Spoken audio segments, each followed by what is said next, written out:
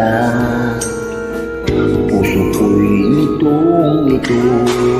Bakit nga kaya isa ang puso natin? Hindi naman natin maaring hatiin. Sana dalawa ang puso ko, hindi na sana galito.